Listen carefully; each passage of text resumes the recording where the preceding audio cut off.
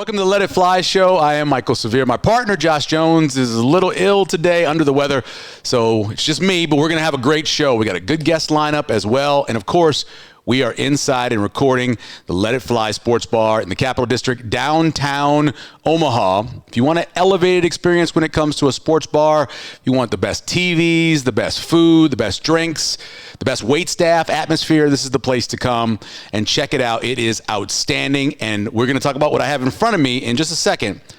But it's a busy weekend. You want to tell you what's going on at Let It Fly. Friday night, we're recording this on a Thursday. Friday night, you have Creighton women's basketball against South Dakota. You got Creighton volleyball against Seton Hall. That's at 5 p.m. And then Saturday, it's loaded. You got college ball going on all day. You got college ball watch parties. Come out early in the morning. Nebraska starts at 11 a.m. against Maryland. We're going to do a preview of Maryland coming up in a little while. Of course, win that game, and Nebraska is bowl eligible. Lose that game, and people will be sad. Creighton men's basketball, that's at 1 p.m. against NDSU. And then Creighton volleyball at St. John's, that is at 4 o'clock. And then Sunday is always fun in here. If you haven't come to the Let It Fly Sports Bar on a Sunday to watch the NFL, you're missing out. All the TVs, you got people here playing fantasy football. You got other people that are, doing some betting. You got all that going on, and you can come here and have a good time. Also with the NFL watch party, Nebraska volleyball versus Illinois at 2. And then, of course, brunch is from 10 a.m. to 4 p.m. on the weekend. The menu is amazing. And just to point that out, we have the fried chicken sandwich in front of me right now with the hot honey. If you haven't had Mike's hot honey, it is incredible. I'm going to cut this because I'm going to eat it afterwards. It's going to be cold, but I'm going to cut it here. And so what it has is it's the fried chicken patty, and you have coleslaw on this great bun, and then the Mike's Hot Honey on there as well. It's messy. Let's just say it. Hold on. Yep, it's messy, and it's delicious. And, of course, it comes with the fries as well. It's $16. It's a good-sized sandwich, a lot of fries as well, and the Mike's Hot Honey just tops it all off. So be sure to come out and check that out. On the show this week, we are going to have the head basketball coach for women's basketball at Creighton, Jim Flanery, will join us, and one of their best players, Emma Ronsiek, will join us as well. We actually talked to her. I believe she was in with us when we were doing the 3-on-3 preview way back before we got in this studio, and we chatted with her, and they ended up winning that 3-on-3, and so we'll talk to her about that and get into much more. Let's talk about a little college basketball before we get into the football stuff. So Creighton plays their opening game against Florida A&M, the Rattlers. Meg was there, said it was incredible. When you score that many points, when you go 105 to 51, you had a good day. But it was really a good day for a couple of guys. One, Ryan Kalkbrenner, who got his 200th block of his career, which is pretty impressive. If you really want to talk impressive, though, the record at Creighton is Benoit Benjamin. He has over 400 of them. Okay, think about that. Ryan Kalkbrenner's played almost every year of his career, right? He's in his senior year now. And what? He's got 200, which is great. Benoit Benjamin had over 400 while he was here at Nebraska. It's incredible. Trey Alexander also had a game-high 20 points, and it was the Jays' 29th straight opening home victory. So good for him. Steve Ashworth, 17 points, 5 of 7 from 3. He had a great day as well. The Jays overall just shot incredible. When you're shooting over 50% from the floor and about 46% from 3, you're going to have a great game like that. These 3 games leading up to that game against Iowa next Tuesday against Iowa is going to get them ready to be able to get into this eventual conference slate. But that game against Iowa coming up next Tuesday is going to be awesome. And then Nebraska men, they played Lindenwood. And as we're taping this, it's a Thursday again. Nebraska's actually going to play Florida A&M. So we're going to have a chance to kind of do a comparison, how Creighton did against Florida A&M and then how Nebraska did against Florida A&M as well. But they played Lindenwood. The Huskers won 84-52. Ranked Mass, C.J. Wilcher, and Bryce Williams all had 13 points. They did not lead the team in scoring, though. The son of the head coach, Sam Hoiberg, had 15 points, and Josiah Ellick, who transferred from New Mexico, he also had 13 as well. It was it's the kind of game you play, right? They shot okay. They played some really good defense, but this is just getting you ready. Your rotation, get everybody healthy. Of course, Tominaga's not healthy yet. He's still coming off of that twist ankle, so he'll be getting in the lineup very soon. All right, so Nebraska plays Maryland on Saturday at 11 a.m. And a couple things about Maryland, right? They go up-tempo, which makes it very difficult on a defense. They've got a quarterback in Tagovailoa that can get out of the pocket, that can stay in the pocket, that can make all the throws. They've thrown the ball more than anybody in the Big Ten. They have more attempts and completions than anybody in the Big Ten. They're second in touchdowns, passing touchdowns. They're second in completion rate. They're second in almost everything when it comes to passing. But they're very efficient. Now, they don't run the ball great. As a matter of fact, in the run game, since the conference play has started, they actually haven't been good at all. Their leading rusher, who was averaging about 4.7 during non-conference, now is averaging 3.7. So a full yard less than he was averaging when he was in non-conference. It shows you how difficult it can be to run the ball in the Big Ten. Lots of wide receiver screens. Be prepared to see wide receiver screens left and right. And the key to that is Nebraska beating that block, right? So you can have two wide receivers out there. You beat that block. You make the tackle for loss or no gain. If you don't beat that block, that play could go 10, 15, 20 yards, could go to the house. So that's got to happen as well. Matt Rule talked a lot about that today in the press conference he had on Thursday about the tempo, dealing with that, and dealing with the way Tagovailoa throws at different angles and gets the ball out of his hands. Big key, though, and we'll talk about this later when we get to the keys, is you can't allow him to step up in the pocket. If he climbs the pocket, he's always got his eyes downfield. He climbs the pocket, he's going to beat you. You got to have a good rush up the middle. And the last couple of weeks, it's been that way. They've been sacked 12 times in the last 2 weeks. Northwestern got him for 6, and Penn State got him for 6. And 3 the week before that as well. So Illinois as well. So you got a team that's given a lot of sacks recently, and Nebraska's got to do that. Their offense haven't fumbled the ball a ton, but they do have 7 interceptions. As I mentioned, second best passing offense in the Big Ten. Most completes, most attempts, all of those. Big play-wise, not shocking. Their big plays come by the way of the pass, right? That's what they do. They throw the ball. A lot of those. I mentioned they allowed the 12 sacks in the last 2 weeks. Before that, they had only allowed 8. Now they're at 20. So it shows you what they're doing right now. Third most first downs in the Big Ten. They do a lot of that. Their defense is a 3-4 set, usually with 3 hands down on the, they have 3 guys up front, and then their linebackers, one will step up normally and be the 4th guy on the line. That's what happens a lot. They're allowing 23.8 points a game, and they are tied for 3rd most in sacks, right behind Nebraska, actually. They have 27. Nebraska has 28. 13th in pass defended. So Nebraska played a really poor pass defense last week, right, in Michigan State, and couldn't capitalize. The team they're playing this week is as bad, or in some places, depending on what the stats you're looking at, even worse. But Nebraska couldn't take advantage of it last week. We'll see if they can. And then before we get to our guests, special teams-wise, Braden Wislowski is their kickoff returner. I am the executive director of the Jet Award. We give out the award for the best, most outstanding kickoff returner or punt returner every year. This is a guy who early in the season had a long kickoff return for 98 yards, has had a 34-yard one twice. He has just missed breaking it long. And so that's something Nebraska's got to worry about. They don't get a whole lot of kickoffs for touchbacks. So this guy's going to get his opportunities to return it. And when that happens, Nebraska's got to play excellent return coverage because he could go all the way. That's going to be a big part of the game, and it'll probably be in our keys later as well. As I mentioned, coming up on the show, Jim Flanery will join us, the head basketball coach for the women at Creighton, and one of their best players, Emma Ronsiek, who is one of the best high school players to ever come out of her small town. We'll talk to her about that. We'll talk about the season coming up and everything when we come back here on the Let It Fly show. Sunday, kind of love. Purple down. I might. Hey, how you doing? Thank you. I forgot the sausage. Dad. Oh my God. Perfect. Holy, what's the pitch with? There you go. There he goes. There he goes. He got it. He got it. I want a Sunday. Kind of love. All right, welcome back to the Let It Fly show. Again, I'm Michael Severe. My partner, Josh Jones, is out today. He's not feeling great, but we have 2 great guests. In his 22nd year, wow, it's a long time. I know. Coach Flan joining us, who was basketball coach at Creighton, and Emma Ronsiek joining us as well to talk more about the season and everything. How you guys doing? Really good, yeah. Everything good? Mm-hmm. Just finished a easy practice, right, Yeah, Emma? it was pretty easy. What's the difference between an easy practice and a hard practice? Length of time and just how much up and down you did. We didn't do any up and down. We just Yeah. We play it tomorrow morning, so Yeah. didn't want to get on their legs too much today. I remember when we first joined the Big East. One of the big concerns was all the travel. Yeah. How you guys were going to handle that. Have they figured all that out for you guys? You think?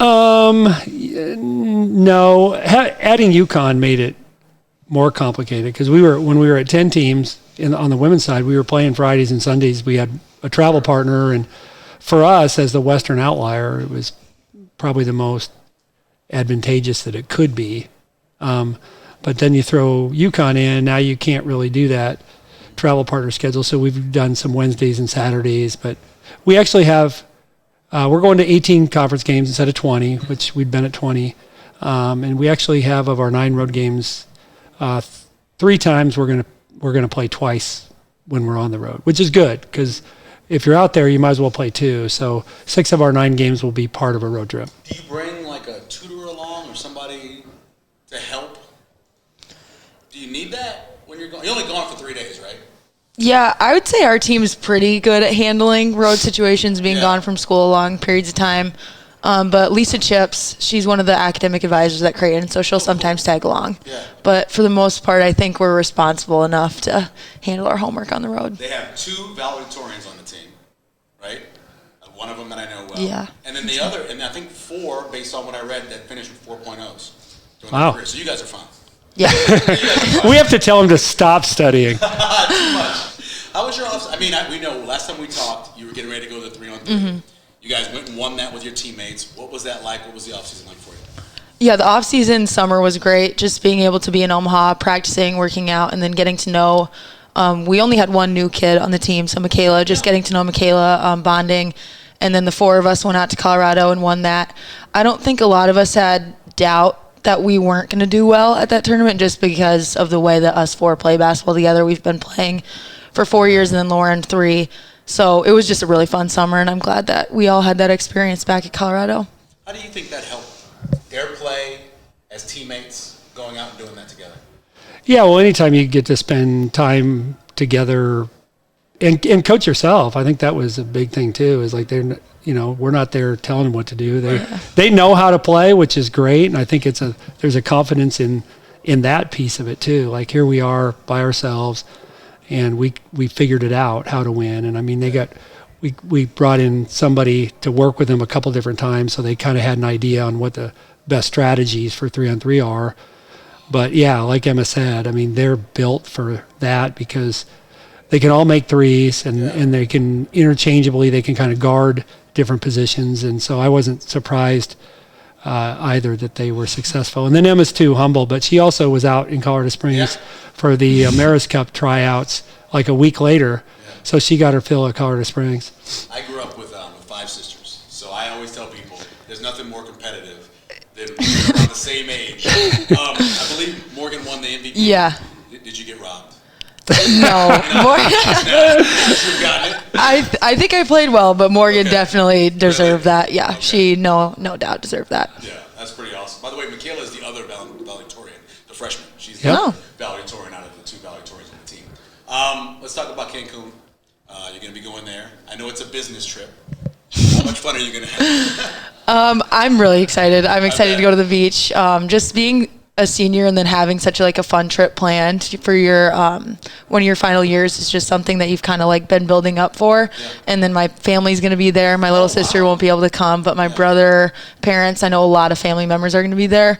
But we are going to play 2 really good teams there, so we got to lock in for those. But then hopefully we can have a little bit of fun outside of that. But yeah, we're all really excited for it. What you need to work on.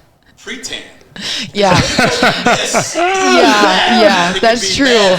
That's true. Yeah, we all need to get our base layers down before, or else we're just going to come back red. Exactly. Coach, tell us about Georgia Tech and Michigan State, the 2 teams you're going to face. Well, Michigan State's got a new coach, so and it wasn't that their coach got fired. Their old coach had some health issues. She's mid-50s, and so she stepped away. They hired a coach who'd done a really good job at Bowling Green, and we actually played them. It would have been Emma's freshman year in the NIT, but Emma was out for COVID reasons, so Emma didn't play against them. So she'll do a good job there. I mean, they lost some kids, but they'll be solid. I know they have good guard play, and then Georgia Tech is a couple of years removed from a really good run. They had a Sweet 16 appearance, and then another NCAA tournament appearance, but then last year kind of took a step backwards. So historically, they're a bigger team, don't shoot as many threes. So it'll be probably two contrasting styles, and you only have 24 hours in between games, so not a lot of prep. So, and then we play Nebraska right before we go there. So it'll be quick turnarounds, but that's kind of what you get in the non-con is you have a stretch where you just don't have a lot of time. And so like Emma said, we got to be business, but then we'll also have some fun. What's that rivalry like against Nebraska? Yeah, it's always, especially coming in as a freshman, I never really had like a Nebraska, like I never really had that mindset of rivalry. But then once you start playing them and you play them for the first time, you kind of understand that it is like a blue versus red kind of game. And it's a really fun game to play because they're a really talented team, and it's cool to be a part of such experience. And I'm excited to get back to their place this year because 2 years ago we did not have the best showing at their place. So yeah, it's always a good game playing them. Yeah, you and Coach Williams, like a side bet or anything? Like salad or something like that, maybe? Should we? Yeah, maybe. There should be something. Maybe, yeah. Yeah, it'll be. Something red, something blue. It'll be fun, yeah. We missed a ton of free throws that game. You remember how many? I went to the line. I was like 1 for 2 every time. And we still almost won. So it'll be a good game. There'll be some juice in the building. I feel like it'll be, and like Emma said, this is the last go round. So I feel like our seniors will be ready to go. Have you ever had a team with this many veterans? I mean, you got 5 starting seniors, right? Jeez. Another senior. Yeah. You only have the one true freshman. Have you ever had this much veteran leadership? Not really. No, it's awesome. I mean, I feel like they're, you worry a little about boring them through the fall. I think now the games are here. I think they probably, I'm sure Emma could speak to that, but we actually put in a zone, which we haven't played zone really hardly in any time in my 21 years. But which one it is? It's just a standard 2-3. I mean, I don't want to give too much away, but we have length, and so. Yeah. But part of the reason we put it in too is we wanted our players to not be too bored throughout the preseason, because otherwise everything becomes we've done this 3 years, and so. Yeah.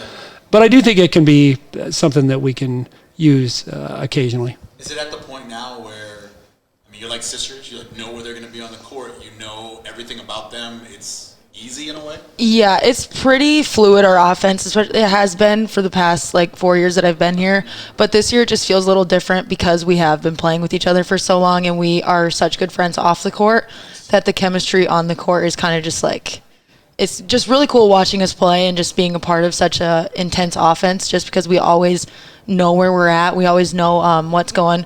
We do occasionally mess up a few times. I'm not going to say that we don't, but it's just really cool offense to be a part of. I mentioned 22 years you've been doing this. The growth of the women's game has been incredible. Last year, all the records were set, Final Four, the semifinals. Thoughts on that, on what you're seeing in terms of the growth of the game over the last couple of years? Yeah, I think it's exciting because as long as I've been in the game, it felt like you were 1 step forward, 1 step back, or 2 forward, 1.5 back. Like we couldn't, as a sport, we didn't grab as much momentum as you wanted. But I really feel like it's kind of flipped. And I think part of that is that women's players stay in the game, in the college game for 4 and 5 years. So people get to know the names Aaliyah Boston and, Cameron Brink and Caitlin Clark and Angel Reese. Whereas on the men's side, the really good ones are gone after a year. So there's more notoriety. There's maybe a greater feeling of attachment that fan bases have, and then even nationally, those names play better because, on the men's side, it's okay. There's a Hunter Dickinson, or there's a few of those 4-year kids, but there aren't very many. So I think that's gonna help the women's game going forward. Is somebody like Emma or Morgan who has been a really good player for, Gino's like, when are those guys going to graduate? As if he needs, that to happen. But I do think that's a great thing in the women's game. I covered Louisiana Tech long before you were born in the 90s, and they were really good. Mm-hmm. And when I talked to their players and I'd say, well, who do you build your game after? They would always talk about a male basketball player because the women's game wasn't as big. When I asked you that question, who do you look up to in terms of the women's game?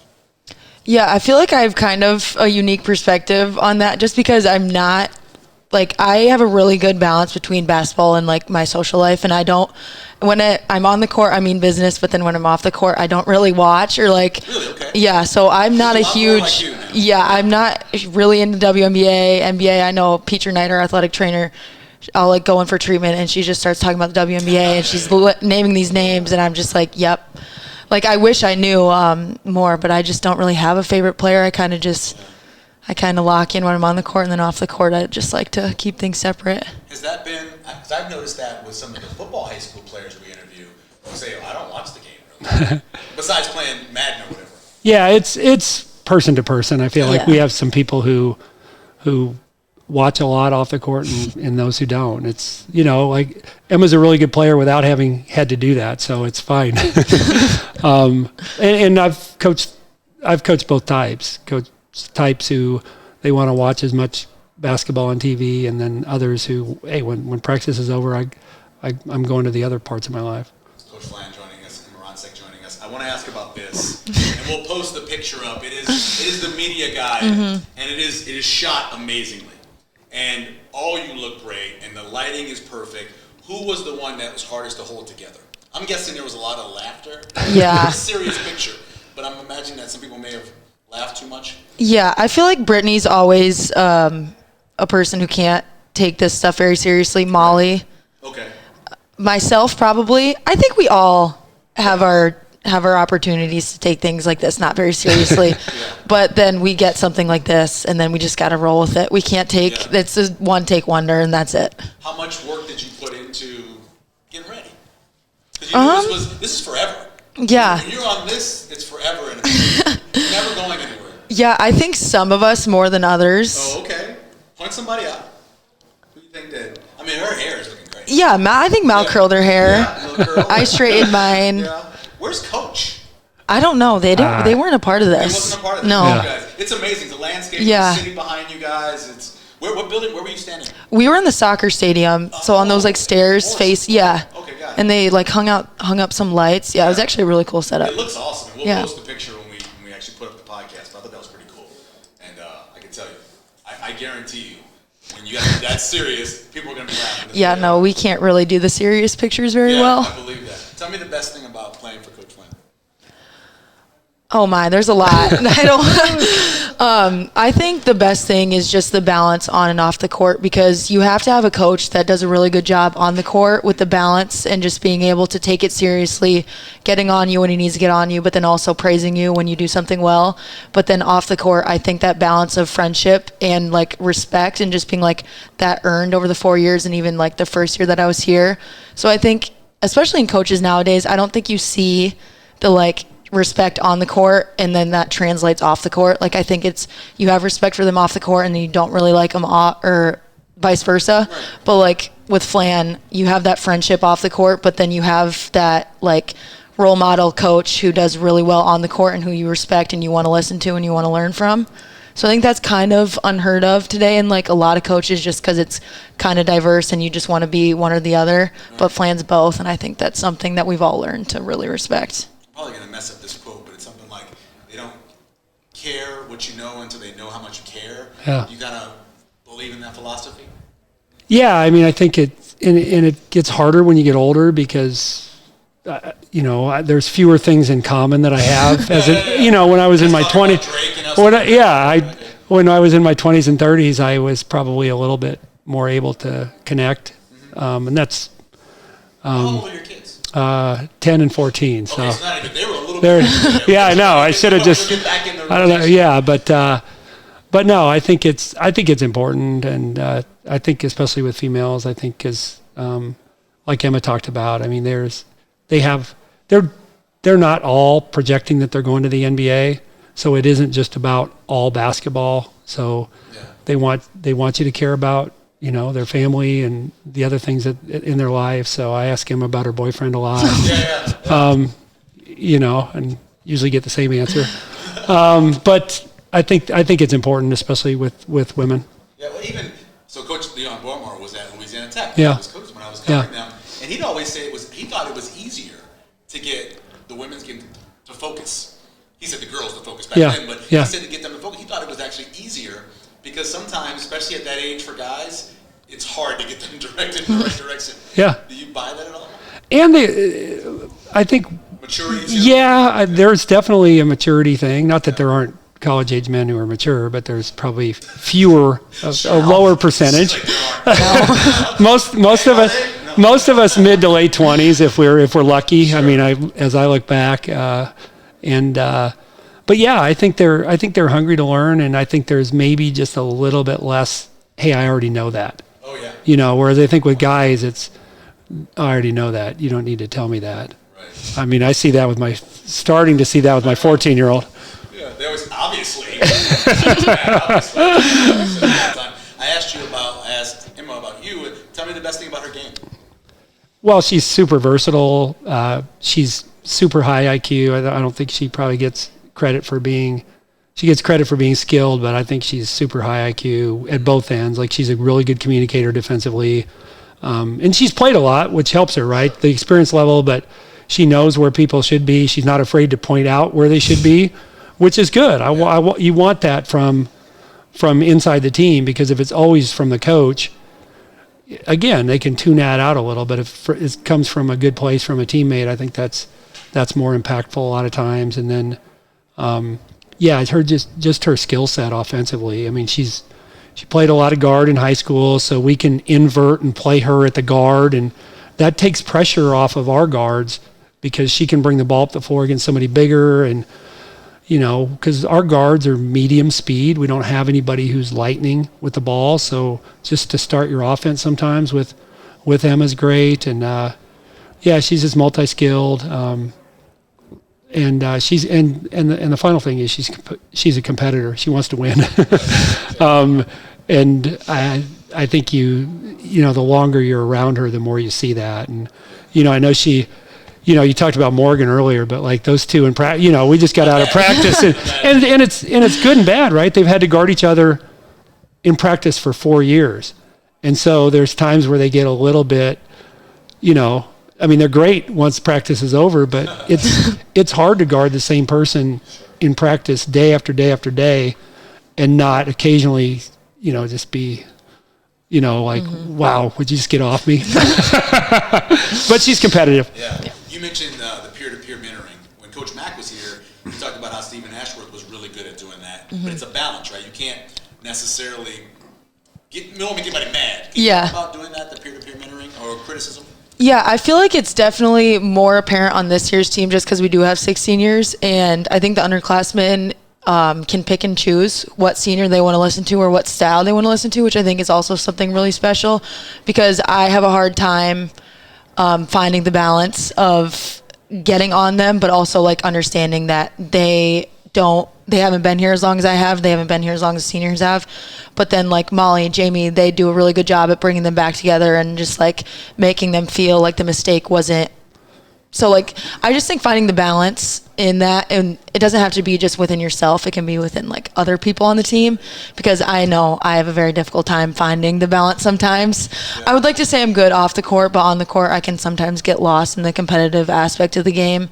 And just having different seniors with different styles of leadership I think is something really helpful. Is there any good cop, bad cop? Like you're maybe the bad cop? The lady comes over and maybe handles that a little bit? Yeah, I think there's definitely good cop, bad cop. I think sometimes Flan can be the bad cop, and then one of us can be the good cop, just like reassuring them that it's okay.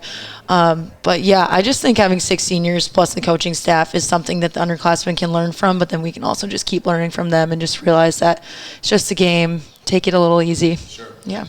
You have a degree in philosophy. I do. Yep. What does it help you more, in coaching or recruiting?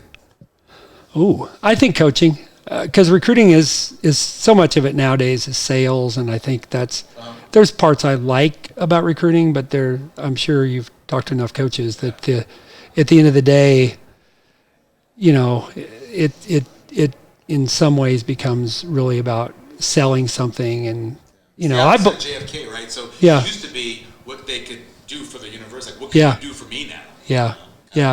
And I think the kids, that's bad. Yeah, for sure. And the players we recruit are by and large good kids, good families. It's not that, but I still feel like it's more selling. Whereas I think the thing with philosophy in terms of coaching is just what Emma's talking about. Let it go. Like you've seen me. I can be temperamental, but I'd like to think I'm pretty good at, hey, the game's over, and I'm fine to apologize too. Hey, I could have handled that better. I don't know why I got on you quite to that degree.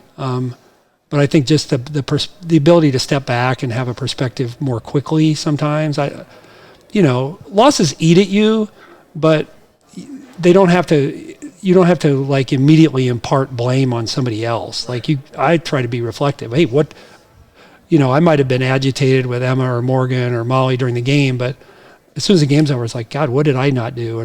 And how were we not prepared? Maybe how could we have prepared differently? And what in game could I have done? And so I try to make sure that I articulate that to the team. Maybe it's in the locker room, or maybe it's the next day. Hey, we didn't have you ready for this. This is on us. I think sometimes with the way youth basketball is, with playing so many games, you don't necessarily get that. You don't get that space. Yeah. You're playing 2 games in a day, or you're playing the next day. You don't get that chance to reflect, I think, at times. And I don't know if that helps or it hurts. I don't know. And we talk about that in a lot of cases makes kids less competitive, because if I lose my 10 o'clock game, I got another one at 1. Yeah. If I lose my 1 o'clock game, I got another one at 5. Right. Whereas when you and I were growing up, it's like you played one game a week. You lost, you had to hold on to it till the next week. Yeah. So you mentioned your sister plays at Colorado State, and your brother played high school, right? Yep. If you had a 3-on-3 team, right? 2 sisters and a brother, what would be the name of the team? Oh, gosh. I wish I could popcorn Hannah in this moment, because she's the creative one out of us 3. Okay. I don't know. That's a good question, but I'm not creative enough to answer that. How good would you be playing together? I think he's lost his shape a little bit. He's 23, so back in the past. I think we'd be pretty good. I think we'd fight a lot. That's what I was wondering. Can you play together? Yeah, we'd fight a lot. Me and Hannah fought a lot when we played together, but then after it was fine. But also me and Luke fought a lot growing up. Yeah, there'd be a lot of fighting, but we'd be good. We'd be good. The other people. Yeah. Do you know what other sport Coach played when he was at Creighton besides basketball? I think golf. Was a golfer. Good better job. Golfer or better basketball player? Oh, geez, I've not seen really his that good. Not really that good at either. But yeah, I was a late grower though. I was 5'4" when I started high school. So Wow. the fact that I even eventually walked on at Creighton is a minor miracle, because I was not recruited to play Division III basketball, but I grew through high school and then even a little in college. Coach Baroni was Baroni, yeah. Okay, Yep. so what was it about either what he did or the guys you had? Because I went back and looked. Between 85 and 87, there's about 4 or 5 head coaches. Yeah. What was it about you guys that ended up going that direction in coaching? That's a good question. I know Todd Eisner grew up, his dad was a coach. But Porter was not. You knew he was a freshman, right? I did, and I was a senior, and I just, when people say, well, what was he like? I'm like, well, he was an immature male college freshman, like. Right. So I didn't necessarily project that he would take a team to the Final Four. Right. He was Eisner was a little more serious than Porter was, but yeah, it was a good crew to be a part of. I mean, and I was just there with my last 2 years. What was it like in Omaha at that time for Creighton basketball? How much was? Not much. No, Tony got it going after I left, shockingly. But the Porter's class and Todd Eisner's class was, by the time they were juniors and seniors, they were good. And Chad Gallagher, Bob Harstad came in, and so those guys, they had 2 really good years, I think. And but no, we didn't draw well. We played in the Civic. But yeah, I mean, so Benoit was there my first 2 years, and so we were okay, talent-wise we were pretty good, but then, Tony's first couple of years we weren't very good. Do you know Benoit Benjamin? No, I don't. So just the other day, Ryan Cockburner got his 200th block, which is impressive. Yeah. Benoit had 400 Oh, wow. in his career. So Michael's from Louisiana and Benoit's from Monroe, Louisiana. Yeah, that's impressive. Oh, did you? Yeah, okay. West Monroe. Yeah. Definitely. What did you know about Creighton when you committed? What did you know about Omaha? Had you guys traveled here? I mean, it's not very far, but. Yeah, it's definitely not very far. I think I've only been, when I was in high school or being recruited, only been here for like AU tournaments. I was never, like my parents, we never really had like a college team. Like my brother and my dad really liked Iowa football, Iowa men's basketball. But me, my mom, my sister never really had any like ties to any college team. So I didn't really know Creighton basketball that well. And I kind of just like learned about the offense and the people that they recruited while I was like doing official visits or going to camps. So I never really had that like growing up, like having that college team other than just like Iowa football. And don't even want to get started on that because my brother loves Iowa football. And it's just, yeah. He'll sometimes text me and say that he couldn't watch my game because he was watching Iowa football. Oh. Yeah. But. Well, wait, I tell him that he's out of shape now. Yeah. Maybe, yeah. I'll just tell him I said that. So before we let you go, do you put together a set of goals going into a season? Like things you want to accomplish, whether it be stats or whatever?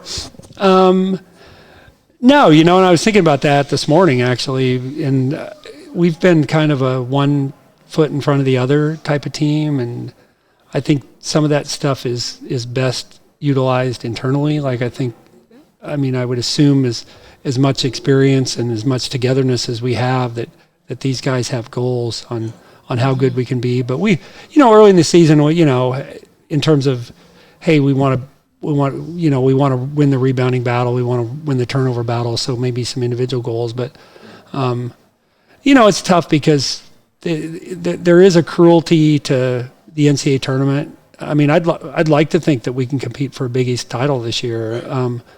But if you look at the last 2 years, 2 years ago we were probably less ready to make an Elite Eight run than we were last year. Right. But that's the beauty and the cruelty of the tournament is one.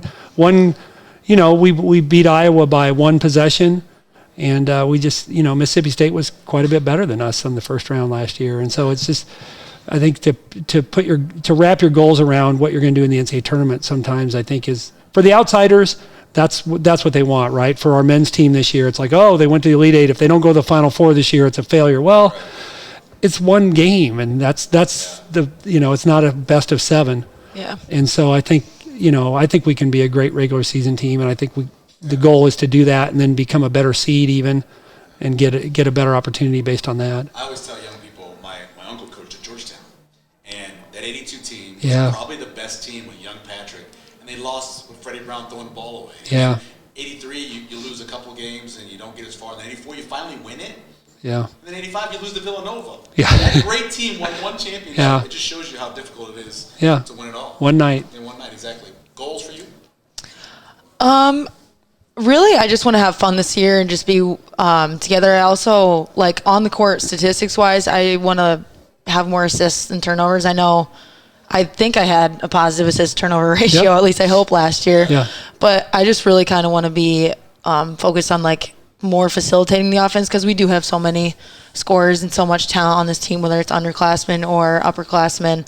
So I kind of just want that to be one of my priorities this year is just get my assist numbers up and have fun. Have fun. Nothing wrong with that. Yeah. Usually when you're winning. Yeah. So those go together. Yep. Yeah. Coach, Emma, we appreciate it. Thanks for taking the time. Yeah, thanks for having us. Great to be with you, Michael. Welcome back to Let It Fly Show. We appreciate Coach Flan and Emma Ronsiek joining us to talk more about the season coming up and, of course, a lot of other things as well. We thank them for coming in to Let It Fly Show studios. As I mentioned earlier, Nebraska plays Maryland 11 a.m. in the morning on Peacock. Do you have Peacock? Meg, do you have Peacock, Mac? Oh, you got to order Peacock, $5.99. There are a lot of sports bars out there, by the way, that won't have it because it costs a lot. Last thing I heard was about $6,000 if you wanted to put it in a sports bar. Now, I'm almost positive you come and Let It Fly, 11 a.m. Saturday morning, Nebraska, Maryland will be on here. Don't worry about that. If you come here, it'll be awesome. So we'll get to the keys. As always, we do the keys. Number one key is make diamonds, don't bust pipes. Have you ever heard the quote before where they say pressure's a good thing? Because pressure can make diamonds, but it also can burst pipes. You don't want that to happen. You got to pressure Tagovailoa. You got to get up the middle. He's a shorter quarterback. You press him up the middle. He can't climb the pocket. You make him get out of the pocket and make plays. The interior offensive line is not very good for Maryland. I had a chance to watch 3 of their games. They give up a lot of pressure up front. Ty Robinson and Nash Hutmaker have to have big games, huge games. And then the young defensive guys. Hopefully Prince will play. He's coming off the concussion. James Williams, the young transfer from Iowa Central.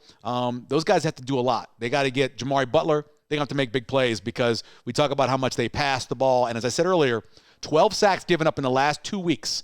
So you can get after this offensive line. And know this, you lose 4 games in a row, they come here, it's early in the morning at 11 o'clock. It's going to be a little colder than it is back in Maryland. And if they get down early, you never know what can happen to a team's psyche. So, again, you got to apply some pressure. Number 2, here's another quote. It's for you, Meg. It's a quote that you need, right? The question is, do you know what the future is? And I answer it by saying the future is a bunch of what you're doing right now all strung together. That's what the future is. The future needs to be Nebraska kicking the ball in the end zone. You got to kick the ball in the end zone. If you mess around and don't get touchbacks, I mentioned him earlier, Wisłowski will get after you. That kid is a great returner. Brendan Wisłowski. Remember that name. Had a 98-yard kickoff return earlier in the season. He had a 34-yard and a couple of them that almost got there, so you have to watch out for that. Nebraska has done well on kickoff coverage. They're only allowing 16 yards of returns, 25th in the country, but they're one of the worst in the Big Ten in getting touchbacks. So the future for Nebraska needs to be kicking the ball into the end zone and getting some touchbacks. And the last one last quote. If you are a runner, you've heard this before. Tough runs don't last. Tough runners do. Okay? If it's a tough run, don't worry. If you're tough, you'll be able to last it. Heinrich Harburg had a bad game last week trying to throw the ball. Had a couple nice runs, but was really bad throwing the ball. Probably his worst game so far here at Nebraska. Well, let's not worry about that. Maryland has a weakness against quarterback run. Over the last 3 weeks, not against great running quarterbacks, they've given up 31 rushes for 164 total yards. That's 5.2 yards a carry and 54 yards a game. This is the best running quarterback they've gone against all season in Heinrich Harburg. Flush all that behind you. Tough runs don't last. Tough runners do. He's got to go out there. He's got to run the ball, make plays. The next day, he needs to be in the ice tub, in the sauna, everything, because he's run the ball so much. I feel much more comfortable with him running the ball than I do him dropping back to pass. So we need Heinrich Harburg running the heck out of the ball. Again, 3 keys. Pressure up the middle against Tagovailoa. Got to do that. Kick the ball in the end zone for touchbacks. You don't want them returning it. And lastly, you got to make sure that Heinrich Harburg gets his run game right. That would make all the difference. My prediction in the game, the line I use has Maryland winning by 6. Now, that's a neutral field. At Nebraska, coming off the game they just played, I think they had a tough week of practice. Being at home, I think Nebraska wins a close one. 24-23 is what I picked on Big Red Wrap-Up earlier in the week. Nebraska winning and becoming bowl eligible. That's the hope that happens. Coming up next week on the Let It Fly show, I believe we're going to have starting quarterback Heinrich Harburg. At least that's what the executive producer told me. I don't know. He's not always great. But anyway, hopefully next week will be Heinrich Harburg. Special thanks to our executive producer, Phil McLean. Hold on a second. He'll cut that out. Creighton basketball coach Jim Flanery joining us, and also thanks to Emma Ronsiek for joining us as well. I mentioned Phil McLean. Where's no Val, huh? No Val? Okay. Mac Pittman, both technical director and production coordinator, and our social media maven, Meg. Thank you very much. And also for chiming in a little bit as well. I want to remind everybody, it's never a bad time to give Omaha Steaks for a gift. And again, as I said last week, Thanksgiving is just around the corner. You don't want to have to make all that food and have to do all those dishes and buy all that stuff. One spot is Omaha Steaks. You go to Omaha Steaks, they've got 3 different deals for both a turkey and a non-turkey Thanksgiving.